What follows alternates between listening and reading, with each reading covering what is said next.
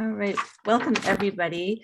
I'm just going to make sure everybody knows that this meeting is held pursuant to and in compliance with Ordinance 20A-16, an ordinance to ensure the continuity of government during the COVID-19 disaster. The opportunities for the public to access and participate in the electronic meeting are posted on the Albemarle County website and on the Albemarle County calendar when available. And it looks like we have a great meeting here with lots of participants. And so we have, in terms of our SWAC membership, we have Jesse, Victoria, Betsy, Peggy, and myself. Am I missing anybody? No, and then we have some guests here as well. So really excited to meet Jim Andrews. Thank you so much for joining this committee, and Isabella O'Brien. So we'll look forward to just probably a round of introductions. But I'm trying to think how we should begin. We are going to have a guest speaker, hopefully. Jay Zook is going to he's a manager for GFL, and I asked him to go ahead and join us around 4:15. But in the meantime, perhaps we could do a quick round of introductions for our SWAC members, for Jim and Isabella. And so I'll start with myself. I have been serving on the SWAC for, I think, about 3.5 years, almost 4 years. And just recently, I acted as the co-chair for a period of time. I live in Albemarle County. I'm a retired middle school teacher and just somebody who's really passionate about protecting our environment and doing what we can to encourage people to recycle and reduce their waste.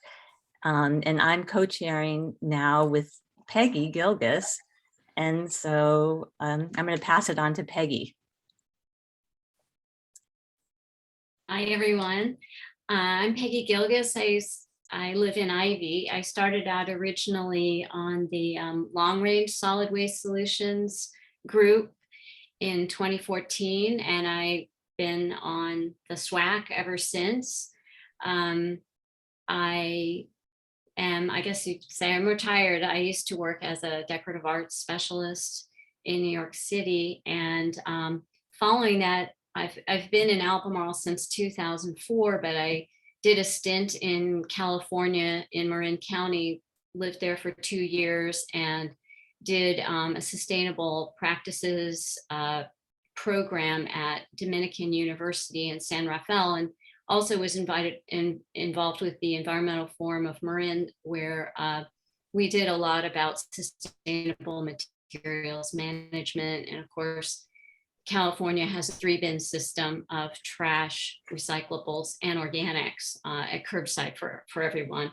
And I then did an internship with Marin Sanitary Services on expanding mandated recycling to multi-family dwellings. So that was a really interesting experience for me. And then to come back to Charlottesville, Albemarle County, and see that at that time, we were doing all in one bin with Vanderland, with the Dirty Murph, and that was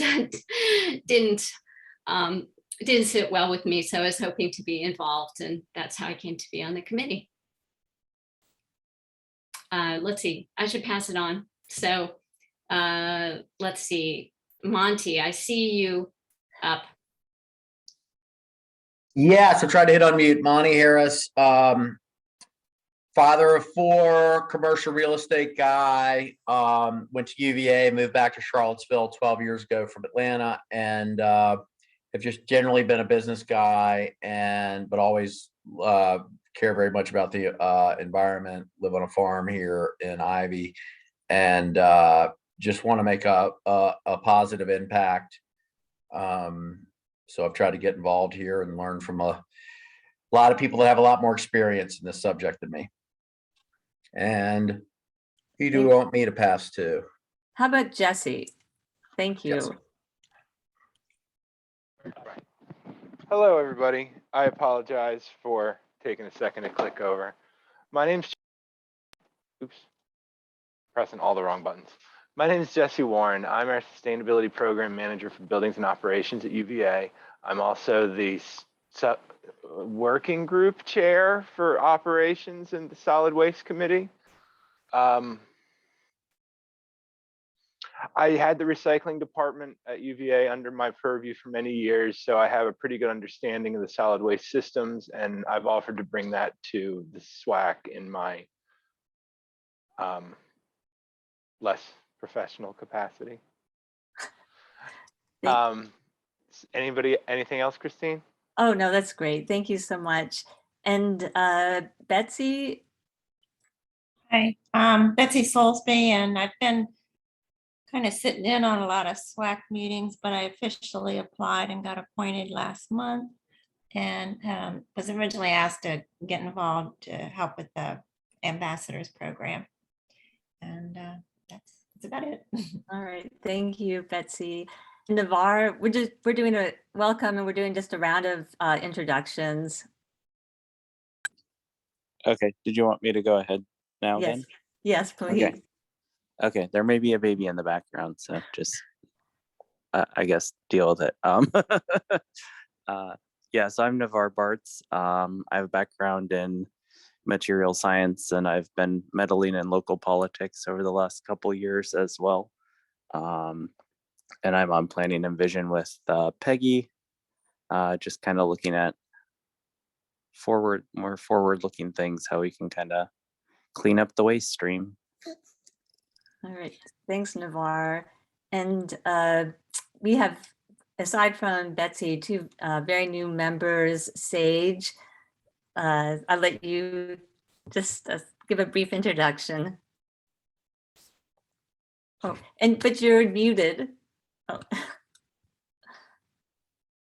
Sorry I'm late. I had trouble. I can access work Zooms, but somehow getting on these county Zooms is not going so smoothly. I have lived in this area for 4 decades, coming and going, but mostly here. And I'm just a community member with a lot of concern about the climate and the environment, and have been looking for a way to get involved, to be more locally instead of just sending my donations here or there.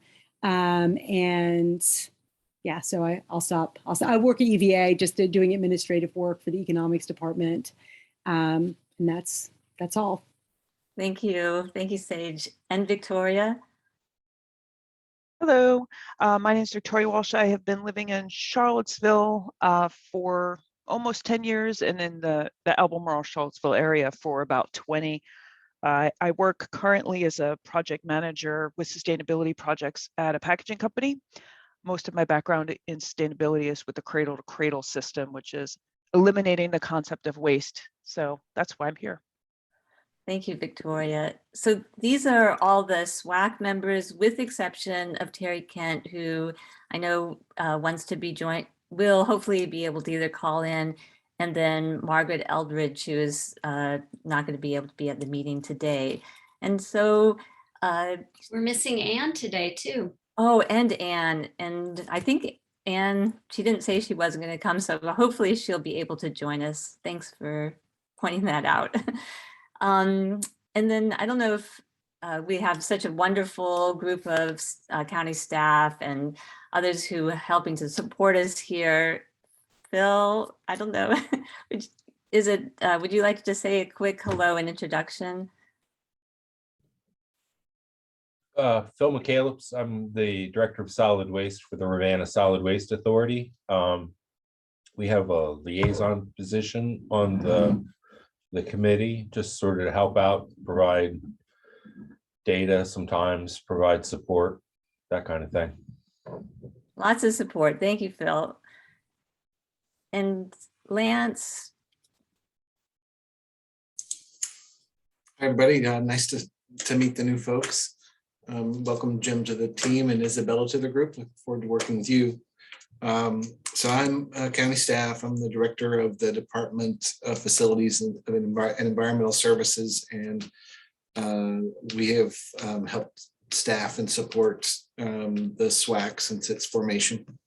I'm also on the board of the Ravenna Solid Waste Authority for a few years now, and enjoy that very much. And in my prior job, I had with the city of Charlottesville, whom I was with for 17 years. The final 2 of those, I was in charge of, among other things, solid waste services, all of their programs for curbside trash collection, recycling, large item pickup, and all that. So enough background to be somewhat useful from time to time in these meetings.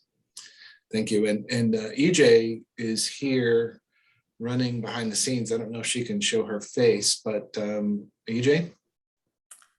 Hi, I'm Elizabeth Jones. I am a senior project manager for the Facilities and Environmental Services under Lance's direction. I serve as staff support for the SWAC, and was lucky enough to work with Charisse a little bit on the TJPDC long range plan, which was a lot of fun for me. Very interesting, very informative, and we look forward to seeing where that all goes. So welcome to our newest members. Welcome to Supervisor Andrews. It looks like it's going to be a good year for us. Anne has joined us now. Oh, And it'd be great to have Anne introduce herself.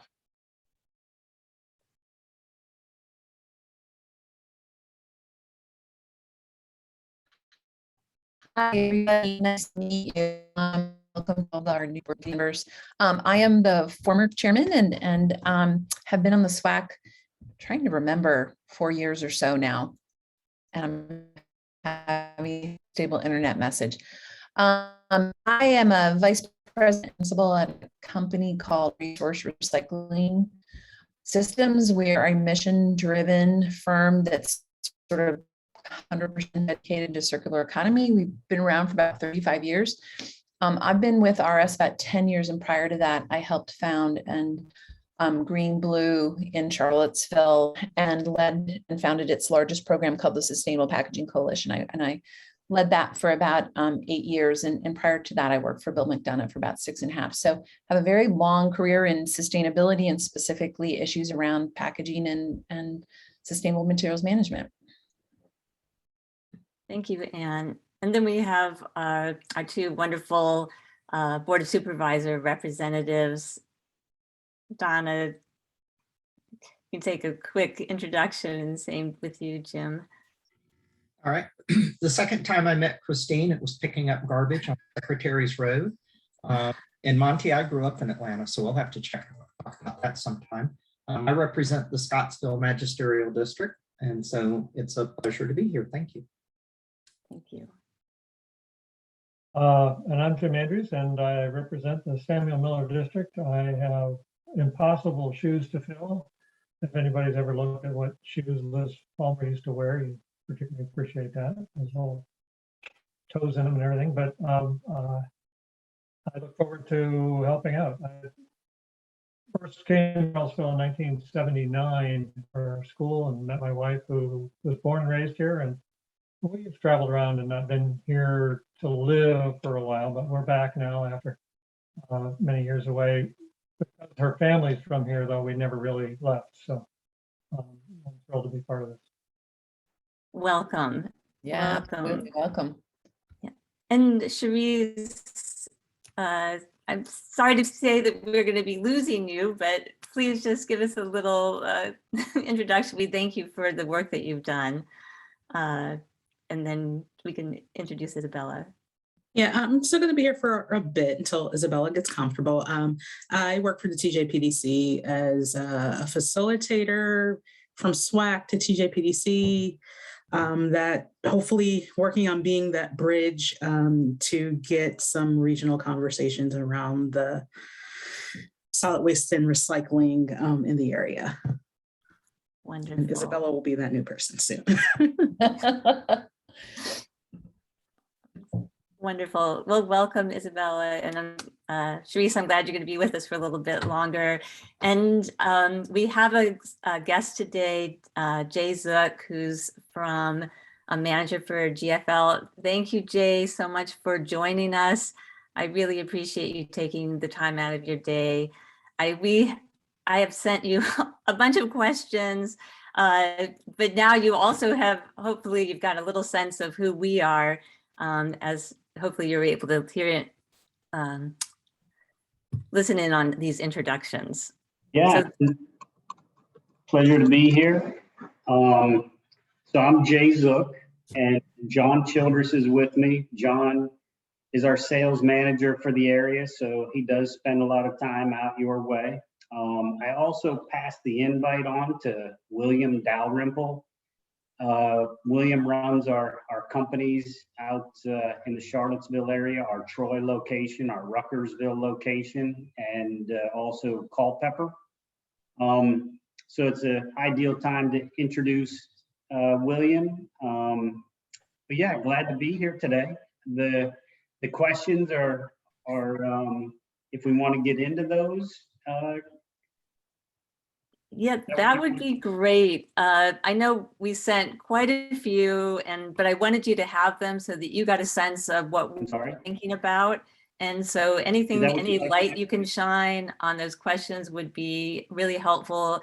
And I think that I did convey to you that we really would love to have a partnership with GFL, understand how you guys operate and what we can do working together to have more people participating in recycling and having them do it right and correctly, and also getting information and these numbers that would be helpful to us.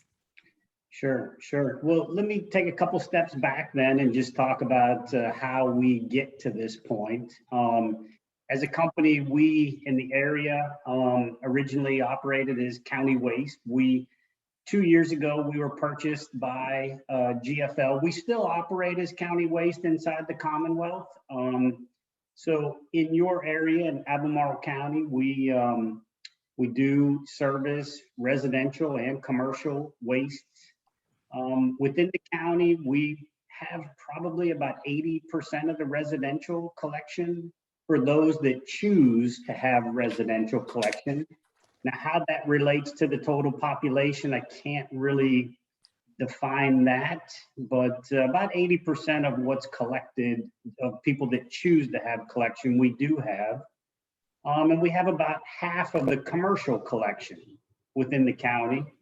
And most of the HOAs that are within that area, we also service. I think everyone's pretty well versed of the all trash and recycle in one container that got some traction within that marketplace a number of years ago. At that point, we did service a lot of residential customers within the footprint.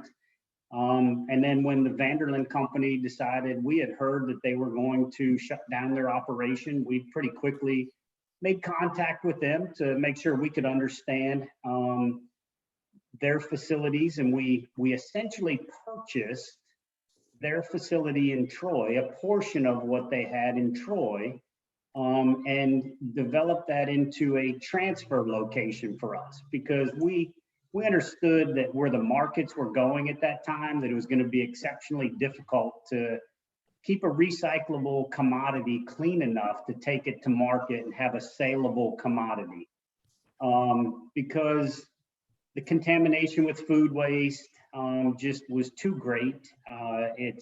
We end up with a lot of liquids inside of the waste stream. So what really for Mr. Vanderlyn was his idea of all in one can. We came in, we pulled the equipment out of that building and developed it into a transfer location. So at that point, we had operated a material recovery facility in Richmond. So we began to bring we marketed within the county to get out and deliver dedicated recycle containers. We had a tremendous response to the number of people that really wanted to get a dedicated recycle container. When you look at the The county and the city combined, we probably have about 16,000 recycle customers. So it's pretty significant. A lot of those are inside of the city of Charlottesville. But we still had a pretty solid response within the rural subscription market and the HOAs of people that did want to have a recycle option. So we set ourselves up there in Troy to be able to handle that volume. The way we develop the building is we handle the solid waste on one side and the single stream materials on the other side of the building. We currently pull about 50 tons per day of recyclable materials out of our Troy site that we bring back to our Chester location in Richmond. And then we process that material at the Chester location. We've always felt like one of the things that was a challenge within the Charlottesville and Albemarle County market was the ability to use the term single stream. It's really been a challenge simply because single stream was synonymous with all in one can. So Absolutely. it was really a challenge for us to come around that. And it still is to this day. It quite honestly is still a challenge that we deal with. But look, every market brings its own set of challenges and we work our way through them. Yeah, so we find a lot of success inside of the marketplace. We do, as we sit here several years later, we do bring a nice commodity, a nice clean single stream back to our facility. It's taken a fair amount of education on our part. We've events or Zoom meetings or in-person meetings. We did a lot of that at the onset of this, meeting with different HOAs and talking about what is acceptable in the single stream system. So I feel like it's been a pretty good success. I do feel like there is still room to grow within that area. I think that anytime it's a rural subscription or a subscription market, and when we deal with localities that tipping fees to get rid of waste are cheap enough, that I think we find that that's the path of least resistance that folks will take because they see it as being economical. And we do, in the Commonwealth, we do have some pretty cheap disposal rates, and that is driven by really the capacity that's in the Commonwealth. So I do think that's one of the challenges that we do run up against. As far as, let me pause right there. Is there any questions about that as far as the details to your market? No, I think, Jay, one of the questions I have is, how can we help with the residential education? HOAs are a very efficient way to communicate, but I know as the SWAC, we would be very interested in understanding how we might help in raising awareness about, what really is, should go in the bin and what shouldn't go in the bin. Yeah, and look, great question. And it's on here on both sets of questions of how we could potentially partner in ways like that to drive the messaging.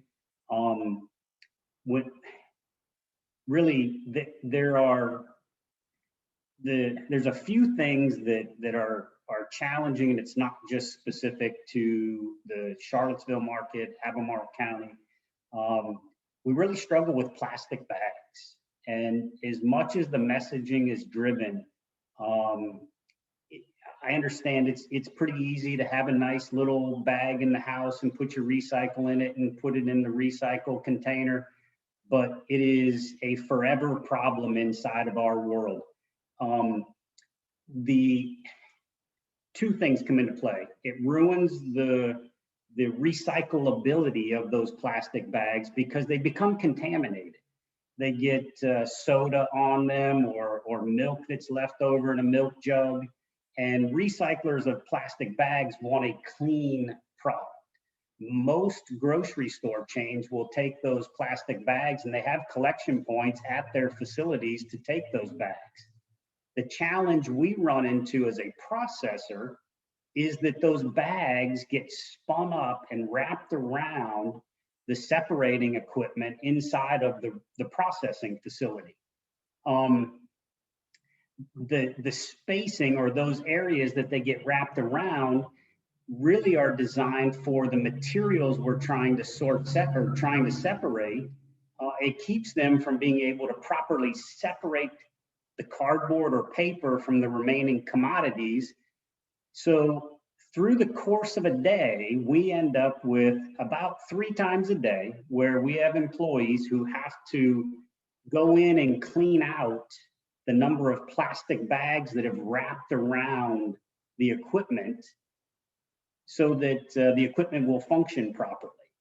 So it is a real challenge.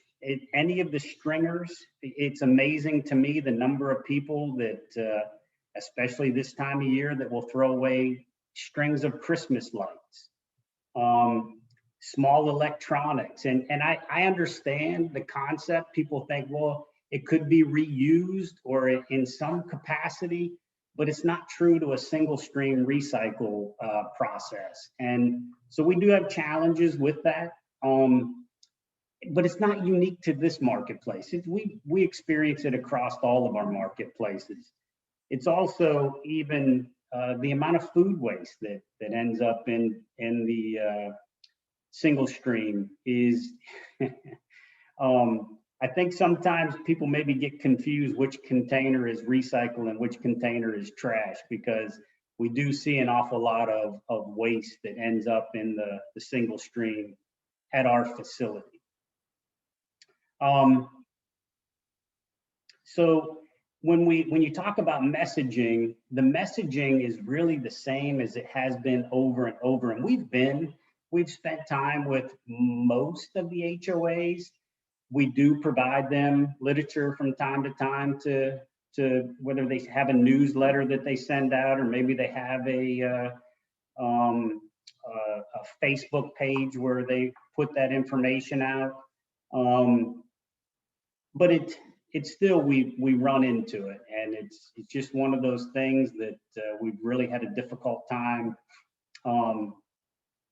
getting out of the stream, out of the collection streams.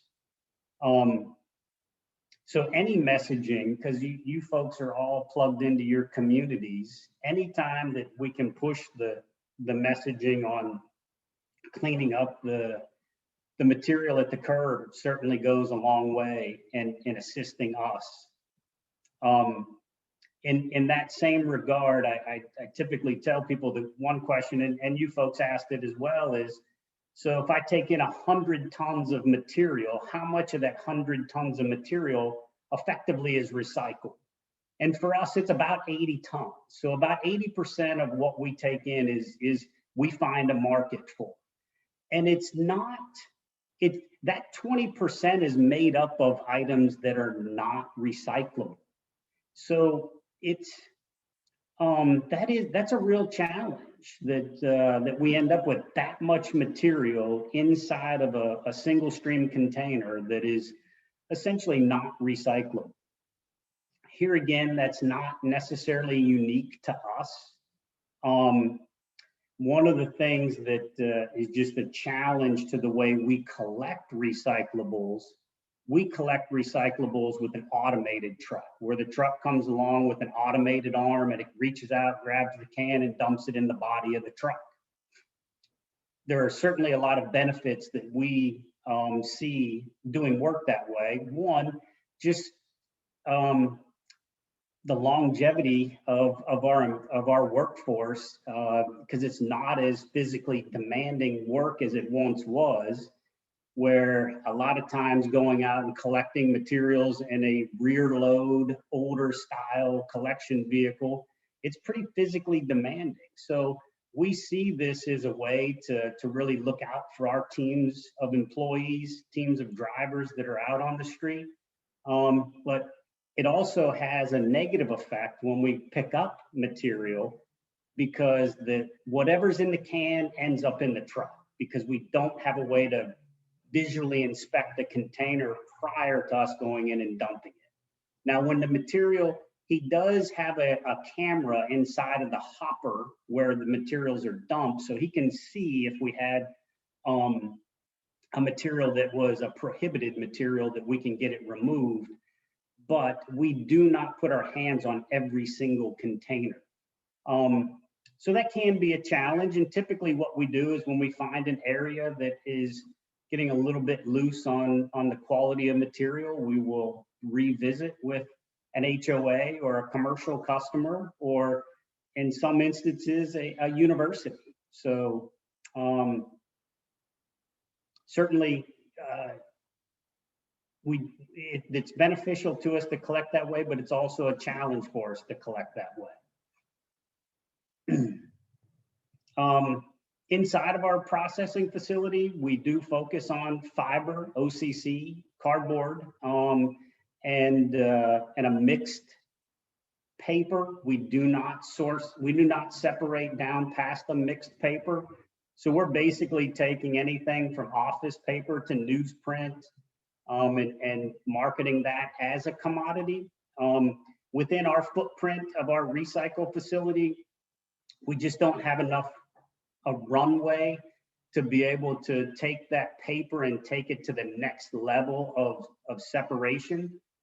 So a lot of times our material is bought by another recycler who then takes my material and breaks it down into further commodities, which I do that in a couple of different capacities.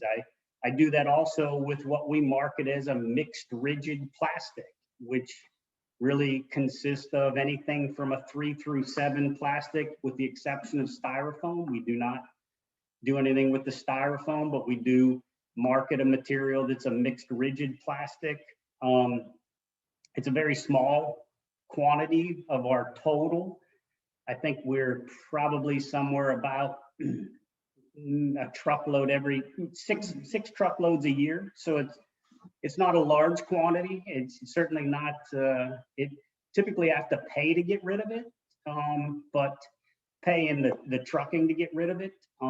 But it still keeps it out of the landfill.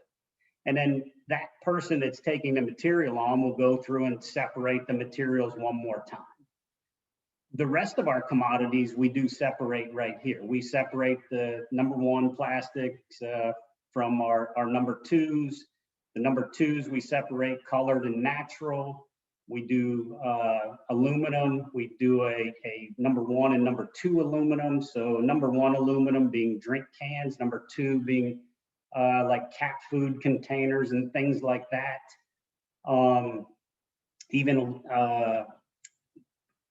We also then, we have tin metal that we separate, because there is a reasonable amount of material that comes into our facility that's also ferrous metals. Just thinking through, I think that's all of them.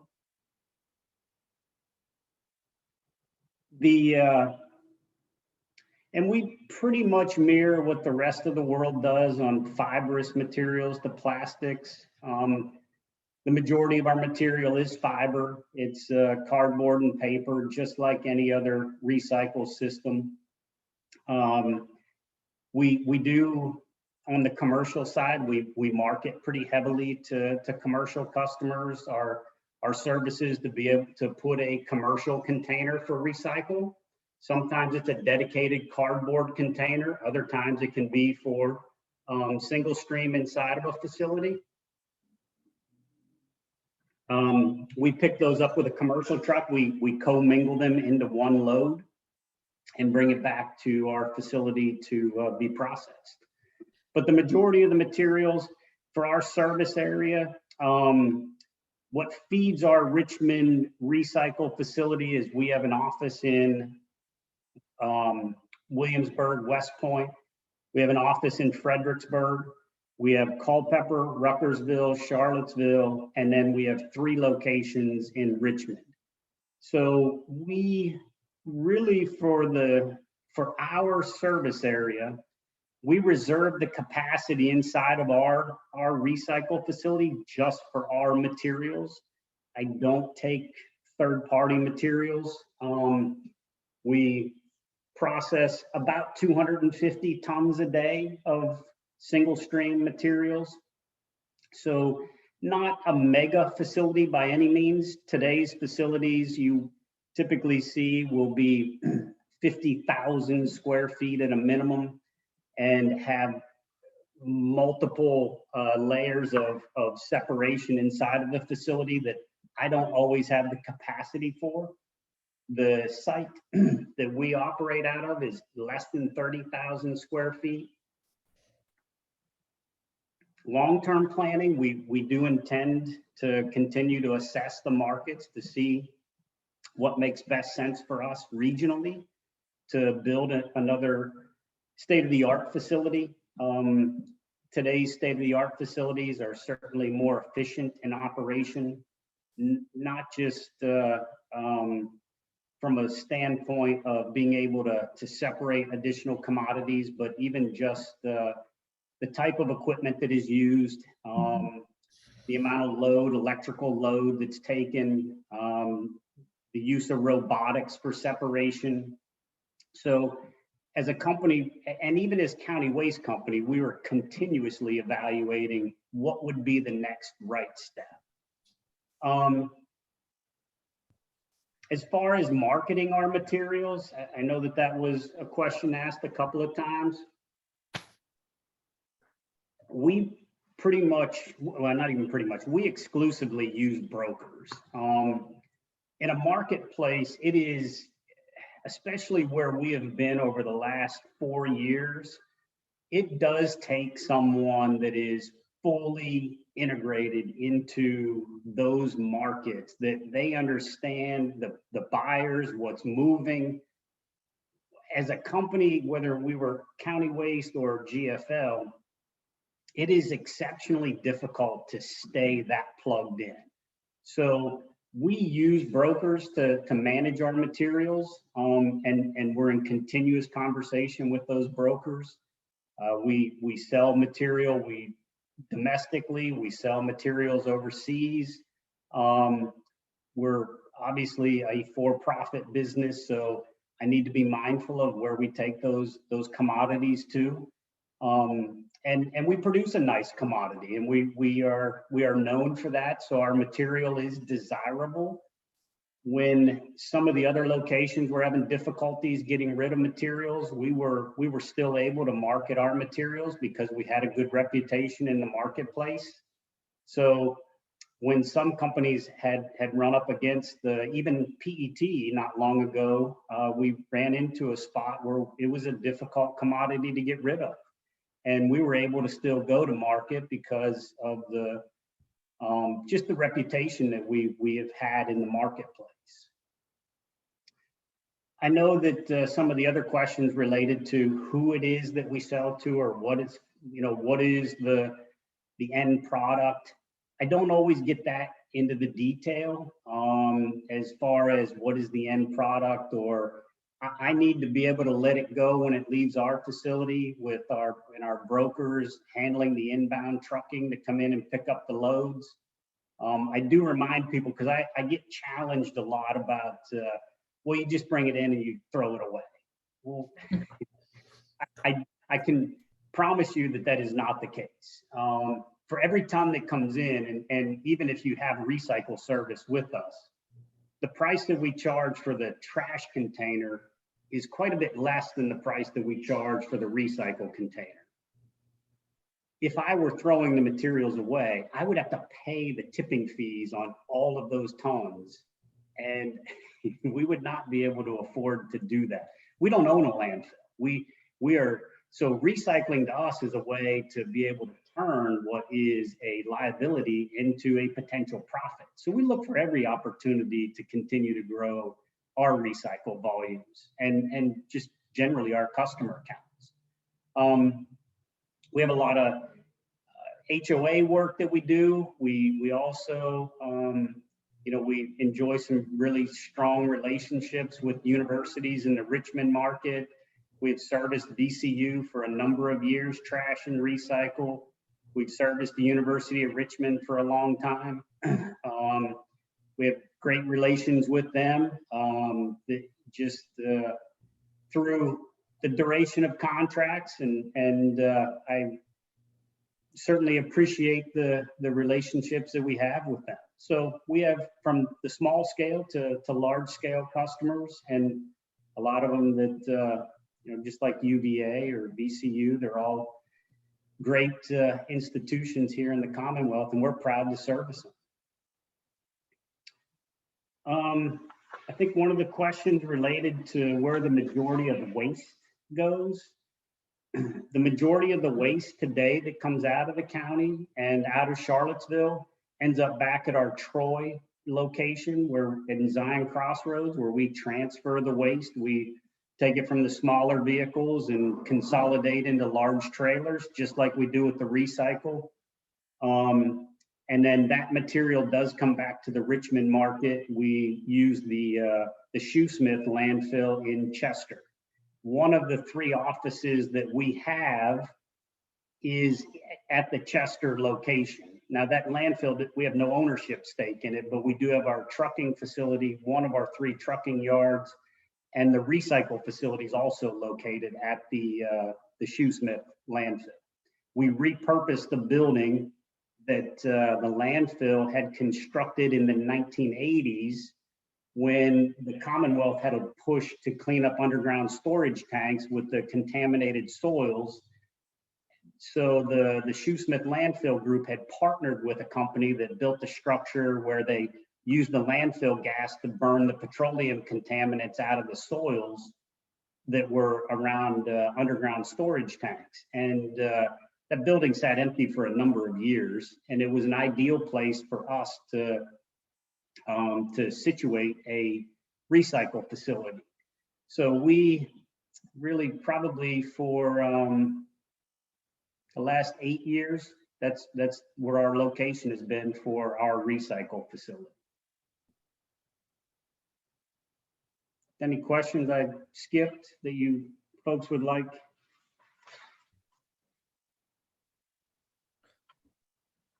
Well, Jay, I'm sure you saw the questions we had about, so two comments. One is that there is, as you are probably well aware, a lot of consumer skepticism about the efficacy of recycling.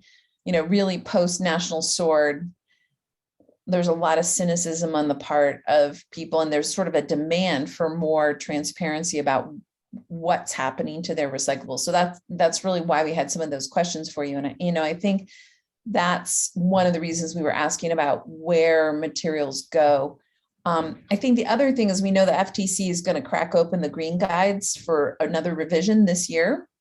And it's looking more and more like they're going to follow some of the things we're seeing happening in California and Washington State, which is really, you can't make a recyclability claim unless there's more transparent information about what's happening to the material. So I think that's something that we're really sensitive to here in Albemarle County. And, we're just wondering if you have ideas on how we can work with you to be able to answer those questions to residents. And also, we would like to be able to report to the county, as the county, about how much waste are we generating per person, how much recyclables are we generating per person, and trying to put some metrics so that we can direct our education to improvement over time, and also link it to our climate action plan.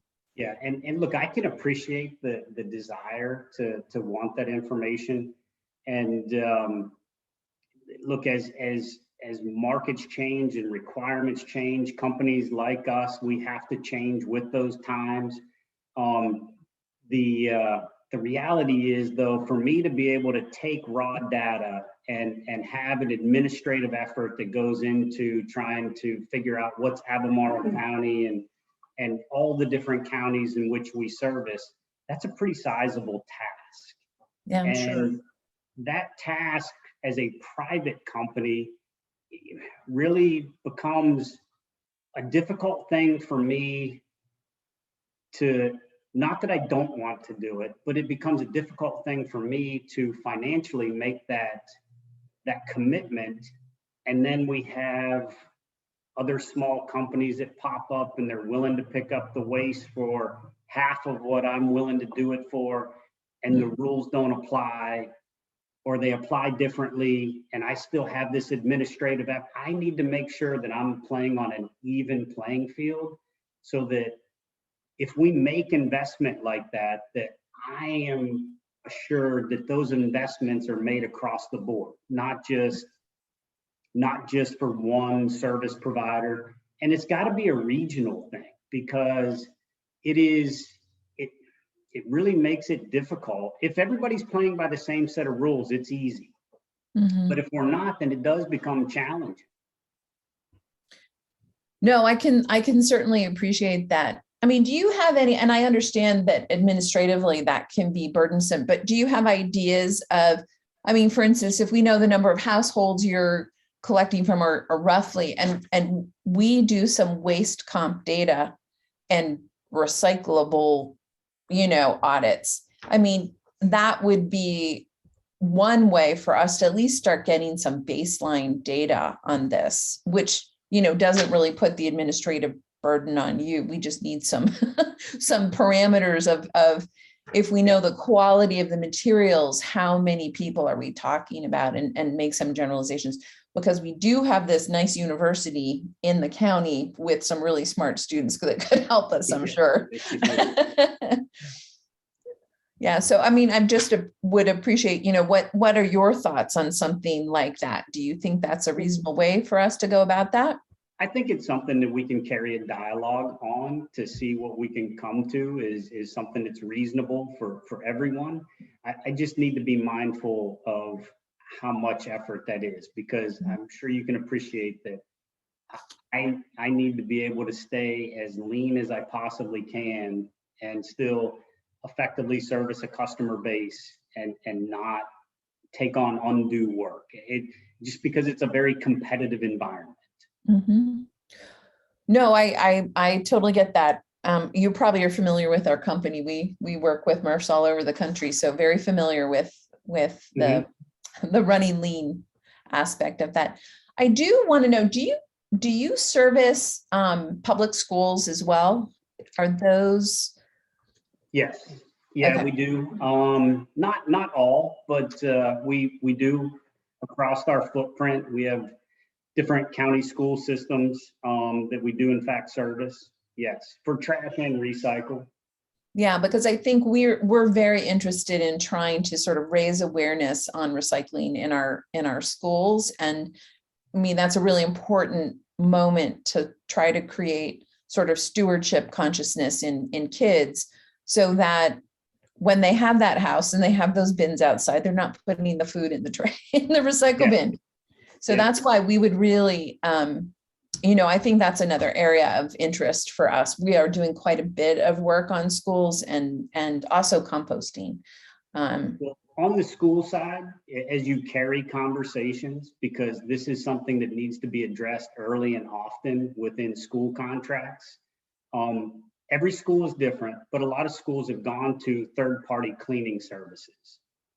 And inside of a third-party cleaning services contract is very specific about what they will and won't do. And we do run into a lot of instances where we end up with a lot of, or most of the recycled material bagged. And that is not conducive to a single stream collection.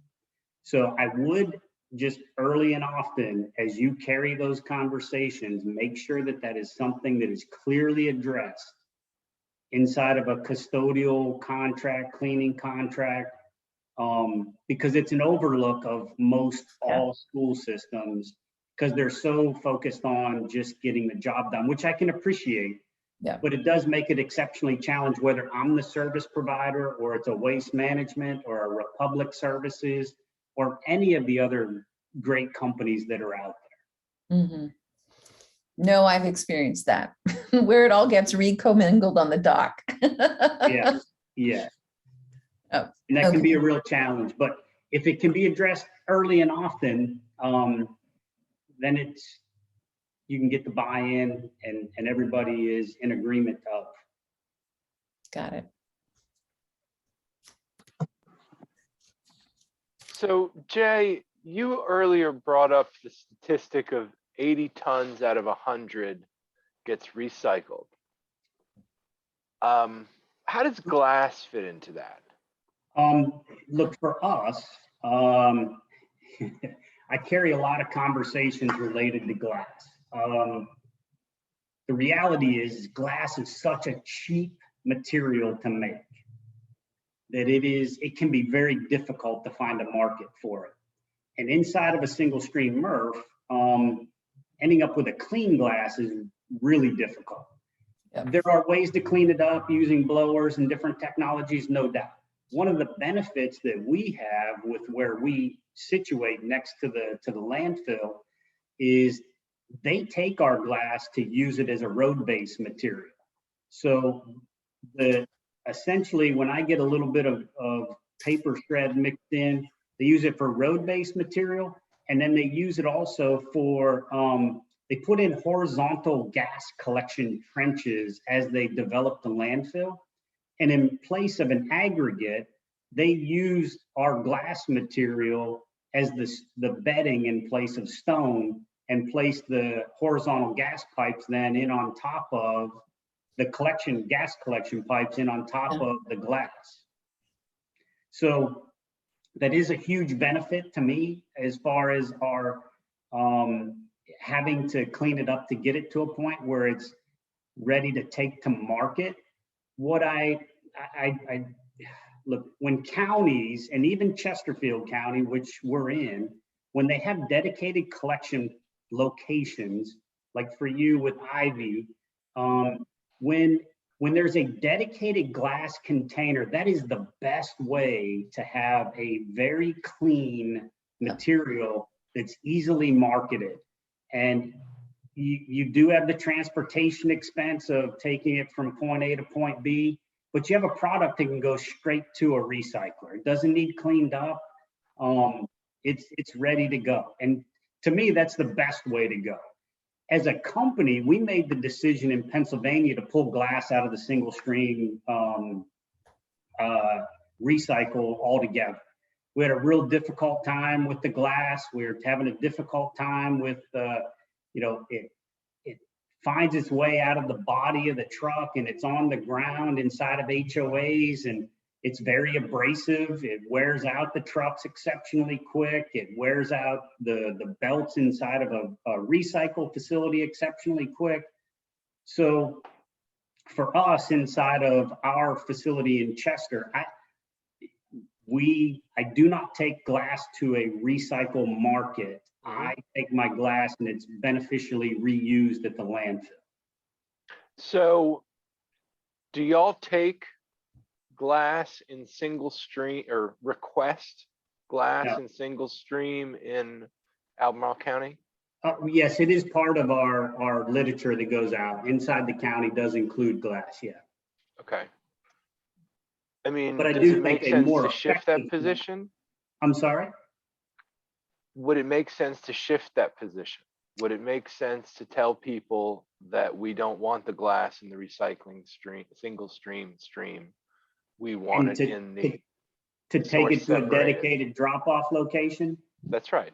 Yeah. See, when we're talking about the partnership opportunities, I think those opportunities do make a lot of sense, because that's more of a communication coming through the county than it is necessarily through me. My communication is maybe a couple of flyers that go on the container and in the bill, just as a reminder that effective such and such date that the glass is going to come out of single stream, but we want to remind you of these 3 locations where you can drop your glass off. And that can be very effective. Mhm. And so, we think that I think that would make a very interesting sort of conversation and follow-up item. Sure. Is how can we work together to get out the message that the best place for glass is into the single stream at McIntyre, or source separated at McIntyre, or source separated at Ivy. Mhm. Yeah. And I think you've got a couple of great locations to be able to do that. You really do. Great. Jesse, I actually think that that the messaging is not just glass, but bags. We got to get those bags Same. out. Yeah, Yeah. agreed. Yeah, it's amazing to me how people are surprised that the grocery stores will take them back. I think everybody walks by the collection points. The Richmond, we've got Publix grocery stores are fairly new to Richmond, and they have a number of different drop-off receptacles for recyclables. And I remind people, Trex Decking is a great company right here in the Commonwealth. And the cleaner the bags, the more commodity we can take to them. Let's just do it. Yeah, Jay, I'm the chairman of the governor's task force on plastic waste pollution. And I'm wondering what the impact of bag tax is going to be, if any. I'd like to have a follow-up conversation to see whether in a year you're seeing any change in that or not. Yeah. It's heavier gauge bags are going to be allowed. So I don't know whether it's just gonna be harder to cut it out of the screens or whether you'll see a reduction. I know in bag ban states, you tend to see a reduction, but I don't know what the impact of a bag tax will be. Yeah. Yeah. And truth be told, most of what we see around, along the side of highways and streets and alleyways, a lot of it is the plastic bags, and then they get stuck in a tree and they just get tattered and they're terrible. Yep. So, but Jesse, I think in addition to the glass conversation, I think we really do need to have a conversation about those bags. Yeah. Or an education push on not having those go into single stream collection. So who wants to get together with the team at GFL? Jay, would you like to be involved in such a conversation? William? Yeah, I would. And William, he's right there. He lives right there. So we can collectively, and we can include John. And one of the benefits of us working now and being part of a company like GFL is that we do have some additional resources at our disposal that we can bring some people into the conversation as well. So I do think that that's a good starting point. And so do we hand that off to sort of the communication and outreach team, or would it be more appropriate for me to sit down with that team? I know we can all do it together and then we'll be in a public meeting. We have options. Yeah. I think since you're leading some of the glass stuff, Jesse, I kind of feel like my inclination is we might want to do it together. Okay. So I will follow up with an email between myself, yourself, Christine, Jay, to schedule a time when we can meet. That would be great. Because there was, we have some other ideas about glass recycling, and so love to continue those conversations. Yeah. Might be an avenue for us to leverage the relationship with GPI to get some more drop-off containers in the county. Jay, I have a question for you about something that I just have been doing some testing in Murphy, Pennsylvania, and this is a real serious problem for them, really from kind of late fall through the spring, which is that people are getting so much e-commerce delivered to their house. They have so much corrugated, and they're not breaking the boxes down. They put them on top of the carts. They're getting really wet, snow wet, and they sort horribly. Yeah. And the efficiency of sorting is going way down with wet corrugated. And I'm wondering if there isn't some value in some messaging around that, because it's a substantial problem, at least in this one MRF I was looking at. I don't know if you're experiencing that too. Well, we obviously we do struggle with it at times when there are instances where certain times of year where the rainfall totals are a little higher than normal, but yeah, that can really be a challenge. One of the things that we did, because as a company, Scott Earl, the owner of our company, County Waste, he wanted to make sure we had an exceptionally clean product, especially when it came to cardboard materials. So we have a dedicated dry line that it's basically, we take all of our OCC And whether it comes off of the single stream sort or it's part of what we call our dry waste loads, the dedicated OCC containers or OCC rich collection routes, commercial routes. No OCC comes out of our building without going down the dry line. And the dry line is 100% manual labor separation. So we don't necessarily have that same challenge. Now we do end up blending some wetter materials and we have to manage that a little bit, but you know, that's how we've come around some of that, is just having it, it's not a mechanical separation. It is. Got it. Now, there's a lot of labor that goes into it at the same time. So that's, it's a pro and a con, but it's something that we made the investment in, and it's worked pretty well for us. Interesting. Well, we have, this has been very informative, and really appreciate you taking the time to talk with us, and really look forward to future conversations. It's made a difference to really hear from you directly and get a better understanding of how things are handled and some of the issues that you're facing and how we can potentially partner. Yeah, no, I appreciate the conversation. It all has to start somewhere, right? So, Christine, before we close, I will send William's contact info to you as well. Great. Does that work for you? It does. That would be perfect. If there aren't any questions, or if there are, perhaps we can just send them via email to you as well. Okay, that's fair. Yeah. Great. Thank you so much. Yeah, thank you. Thank you. Thanks, everybody. I would like to add that you probably saw the questions on there about organics waste and diversion of organics, and that's something we'll leave for another time, but that's of real interest to us as well. Yeah, and I see that coming in our future in the Commonwealth. It's just not something that is necessarily gained the traction yet.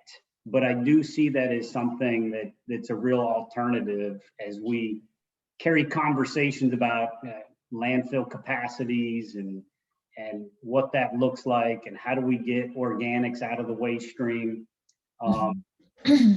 Again, I think a lot of that's driven by it's just too cheap to dispose of a ton of material today.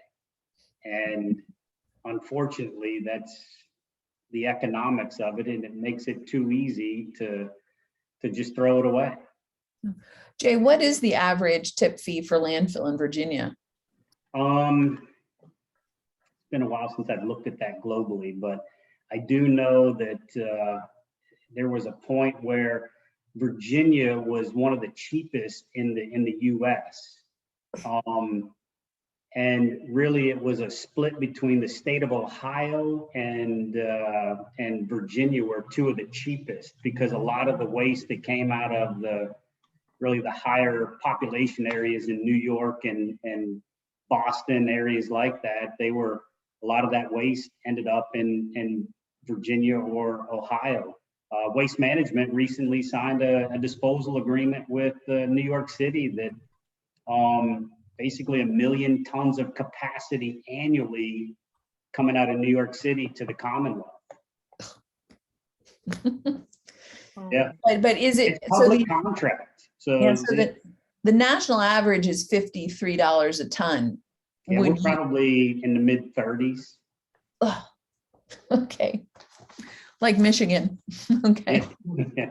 So, and when it's that, you know, I think when you look at some of the areas that have had more successful diversion programs, however you want to put the spin on the diversion, recycle or composting, they are markets that have had exceptionally high tipping fees, because it starts to get people's attention when they can minimize the number of times the commercial trash can gets serviced, and it's cheaper to have the organics can serviced. Yep. No, absolutely. Well, thanks for that. Yeah. All right. All right. Well, thank you. We're gonna let you go to dinner. And thank you so much for giving us your time. And again, look forward to future conversations with you. Absolutely. Thanks for everybody's time. Thank you. Thank you. Have a Thanks, Jack. good evening.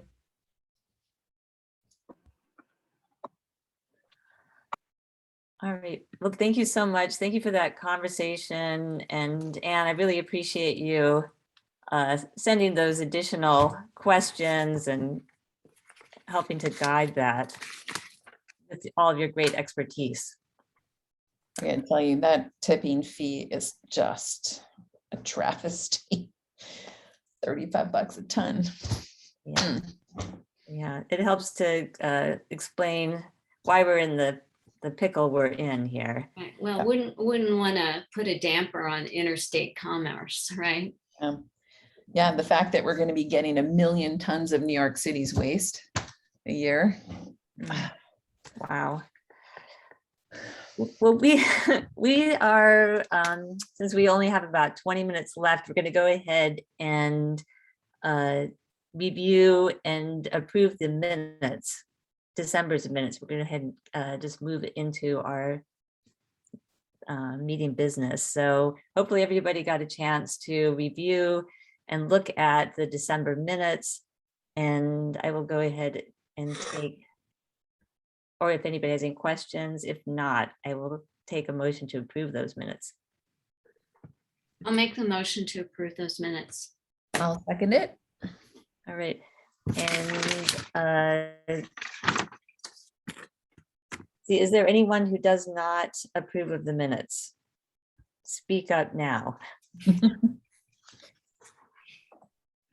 All right, well, we'll assume that everybody approves those minutes, and then we can move on with our old business items.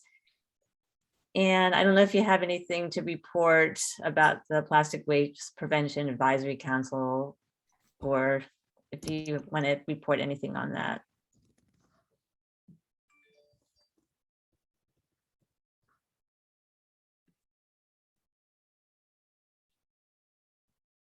And I don't know if did you catch that?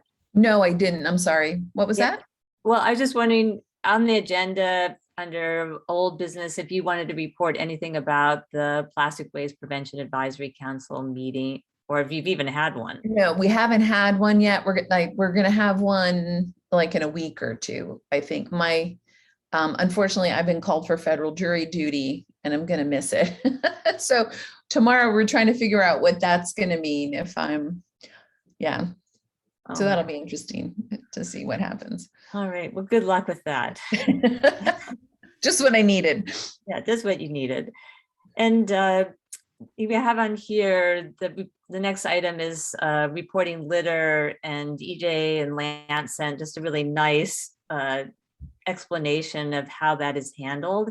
And that, so Peggy and I were talking about just looking at the FAQs, recycling FAQs that are on the county webpage.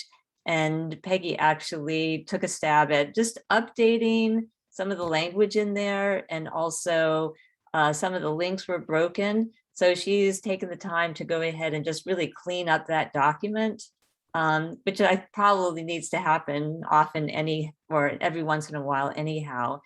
And so created the links, and Peggy, I think what we decided to do, if this is okay, is just include most of the language that EJ provided us, because I think it provides a little bit of background for people to understand what happens when to report it and what happens when it is reported.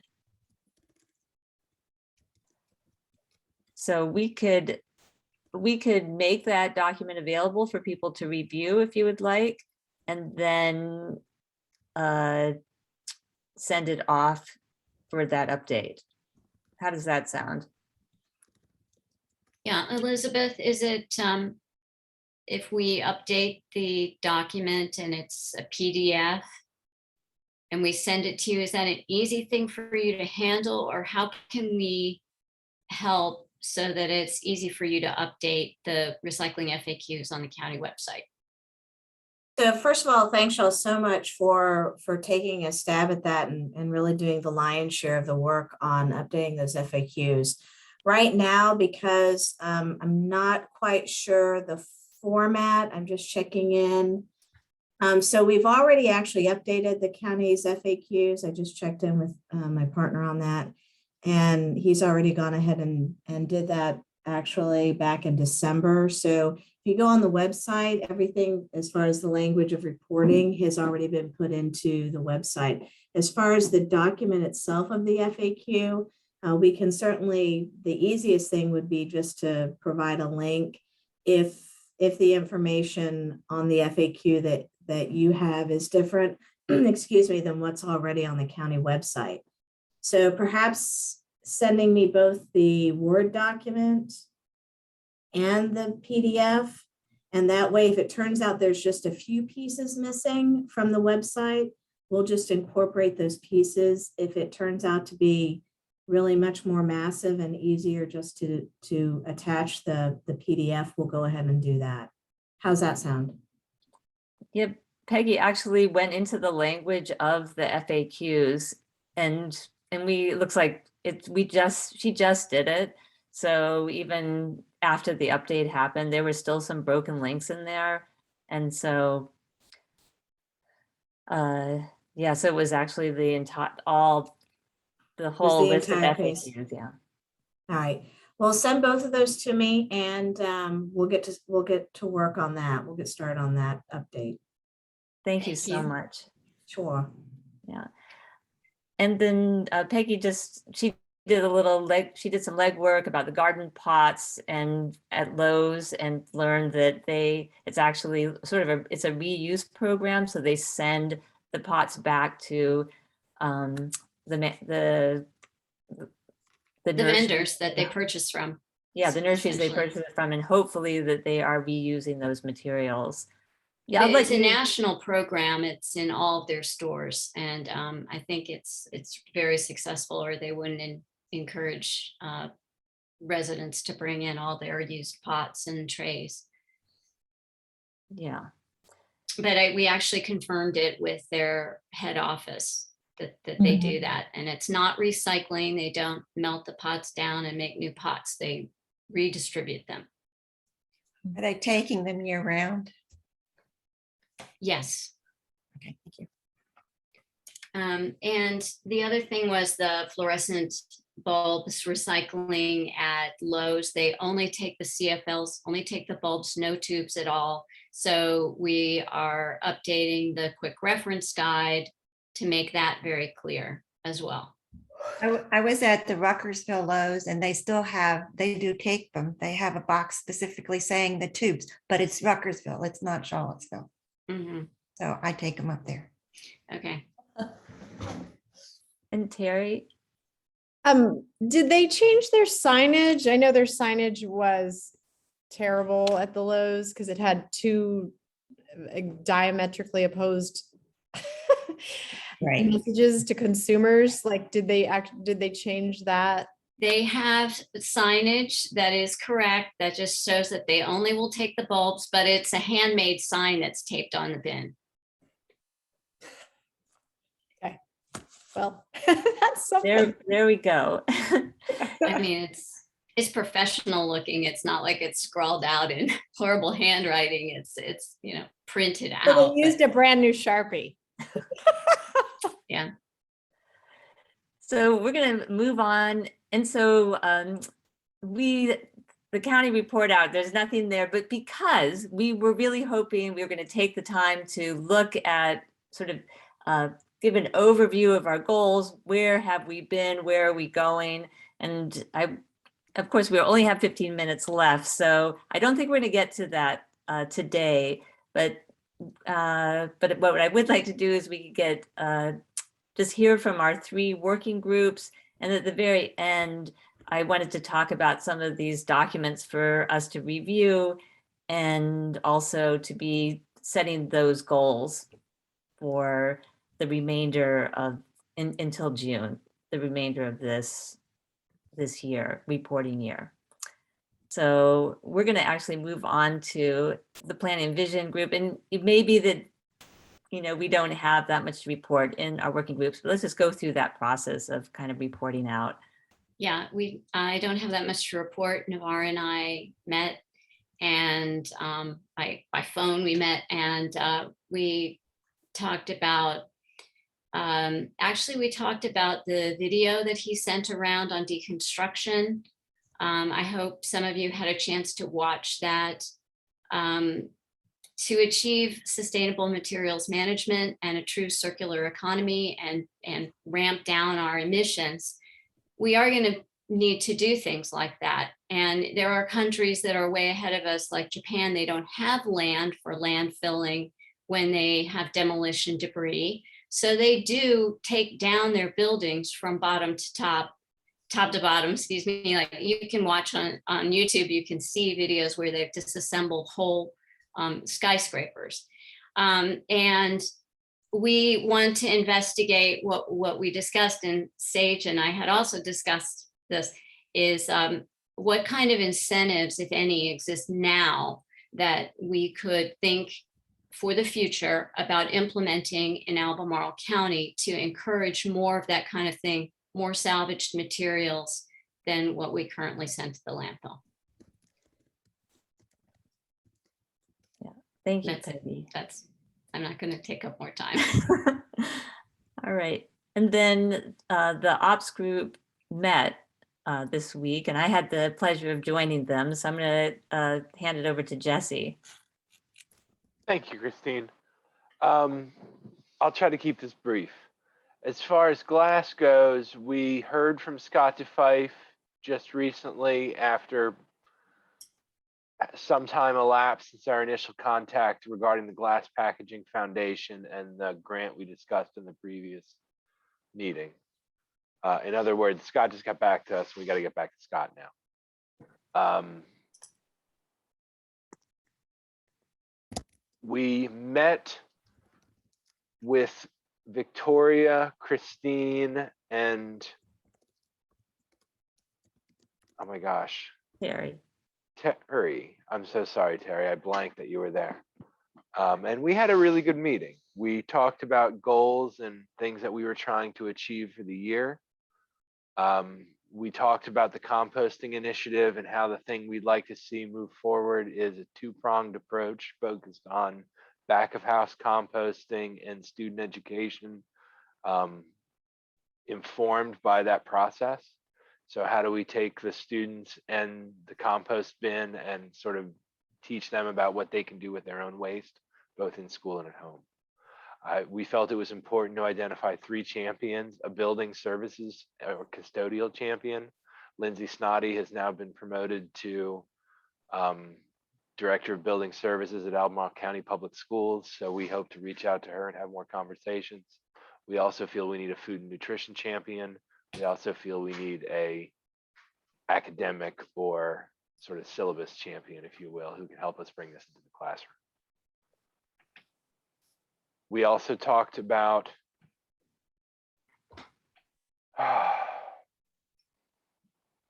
welcoming Isabella on board, since Cherise wasn't able to join us at the meeting.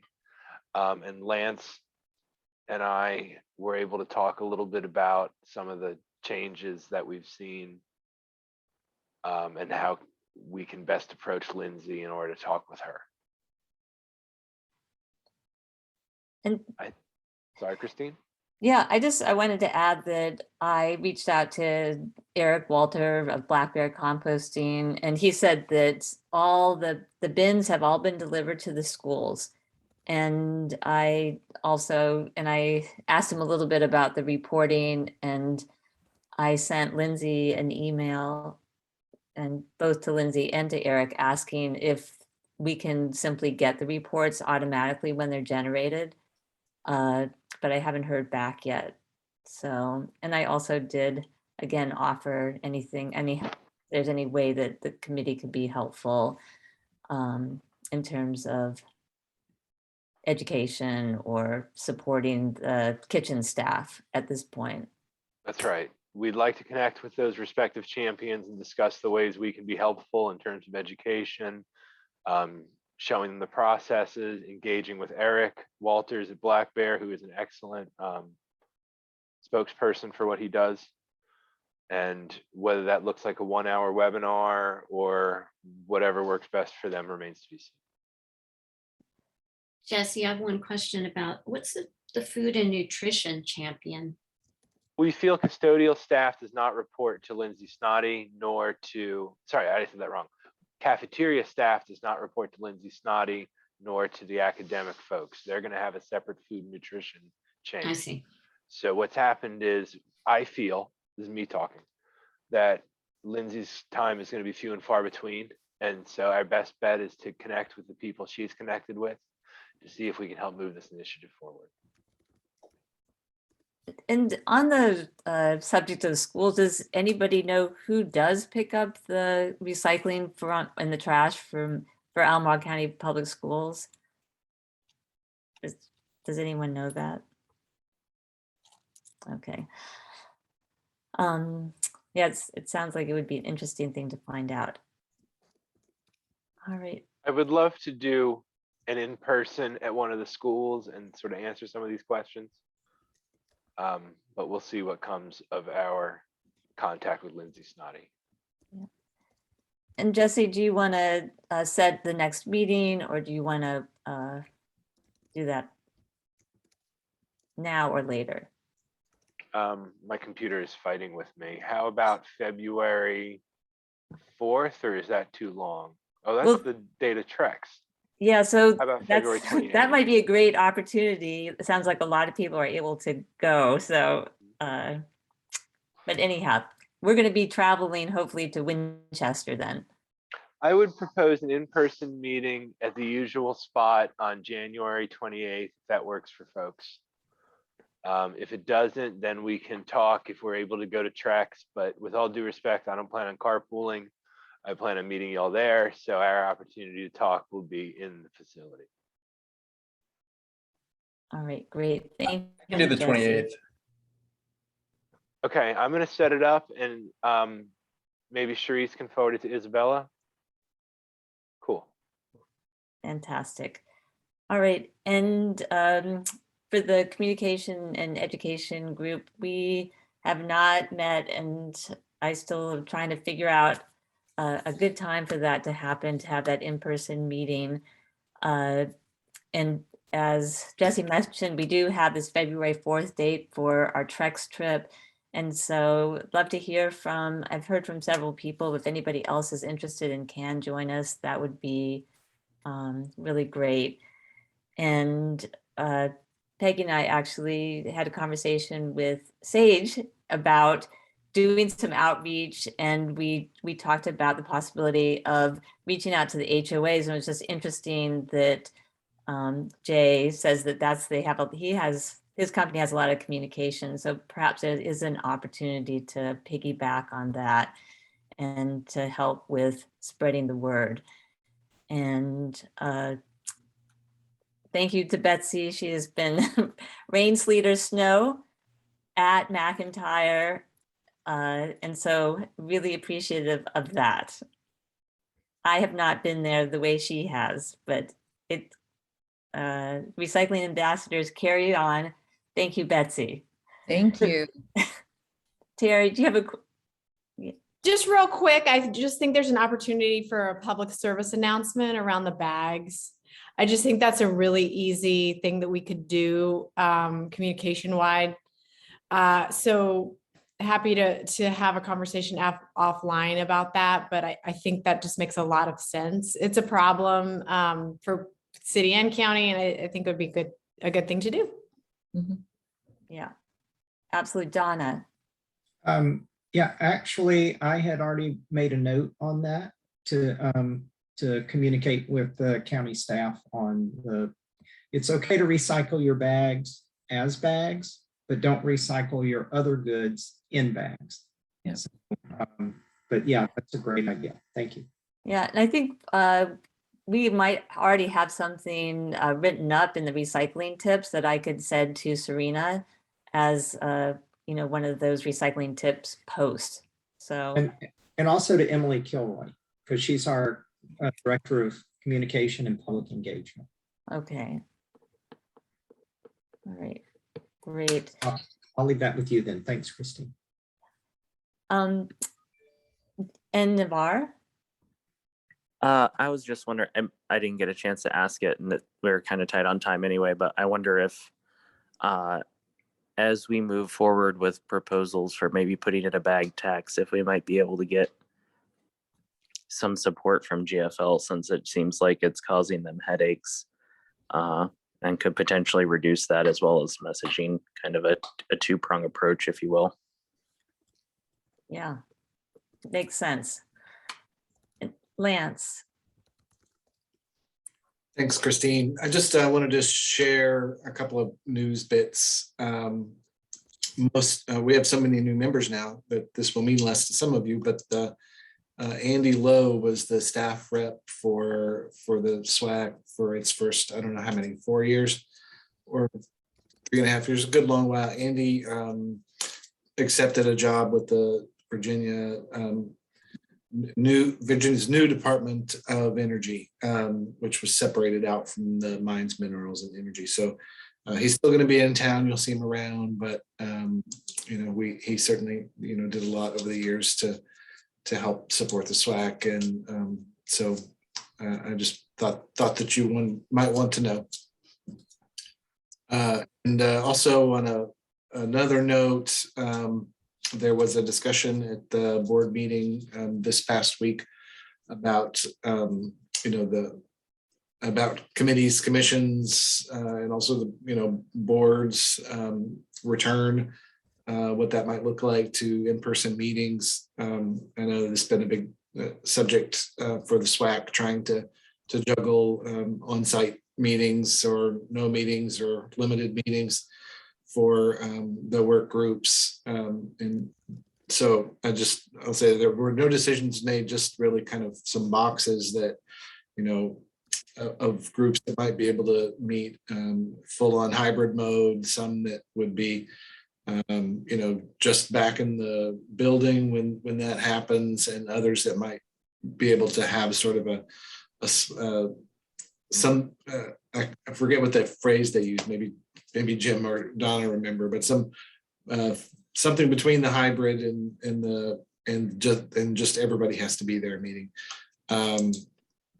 So that had a good bit of discussion. The main takeaway, really, in case you're wondering, is with the COVID variant going so crazy right now, that there was some thought that we might be returning in person in 6 or 8 weeks, possibly for board meetings and other meetings, and now we're not sure. So we will have to see, and I will try to remember to keep that on the county update agenda as long as there's relevant movement about that.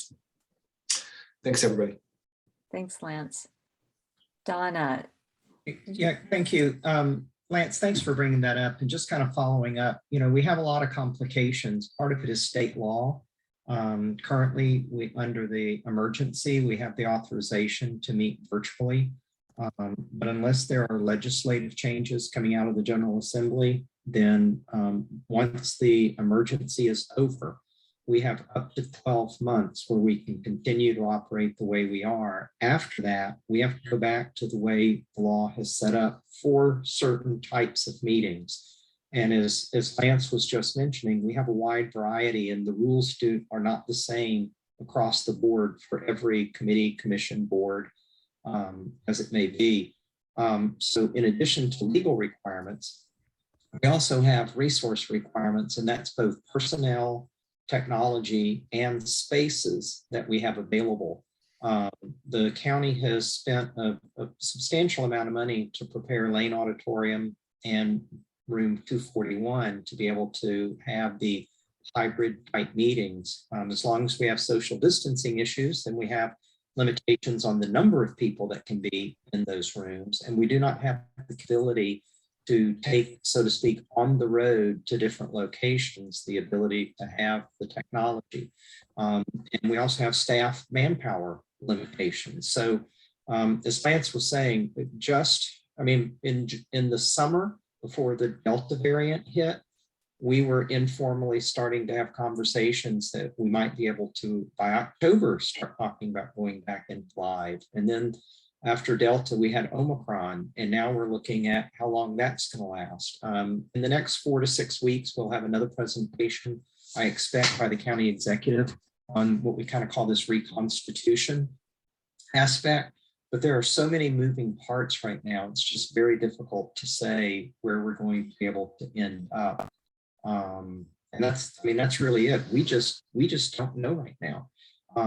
I personally am anticipating that with the Republicans taking over, they've already started in the legislature with the House on Friday or Saturday at noon, a new governor. I would not be surprised if the governor does what he can to reduce the authority for, the virtual type meetings, although my understanding and our county attorney confirmed it, in the absence of a legislative change, at least for 12 months after, the emergency is declared over, we will have flexibility, assuming that there's no change coming out of the legislature. So, the only thing I can say definitively is we don't know definitively what we're going to be doing. Thank you. I will tell you that we're meeting in person. The task force is meeting, or whatever the thing is called. We are required, and we are not allowed to let people participate remotely. It's either 100% in person or 100% virtual. And this has become a huge issue for external stakeholders, because it means I have to take off an entire day and show up. So there's a lot of grumpy people about how this is being handled. Yeah, I'm on a state commission as well that requires mandatory attendance. If I can just take a moment, the other big topic that we really talked about last night at our board meeting was the internet issues with CenturyLink. And so, if you take the extremes, which we try to avoid, but if you look at it from the extreme standpoint, for people who have high reliability of internet access, virtual meetings are wonderful for them. They may not be able to attend in person because of family needs. You're a mother, you got to feed your kids, wash the clothes, get them to bed. You can't make it to a 7 o'clock meeting at the county office building. On the other hand, if you do not have reliable internet, then you are excluded from participation if the only way to do it is virtually, just like you would be excluded if the only way is in person. So we have to look at the different laws, and also I would say the different levels of boards, commissions, committees, and things like that.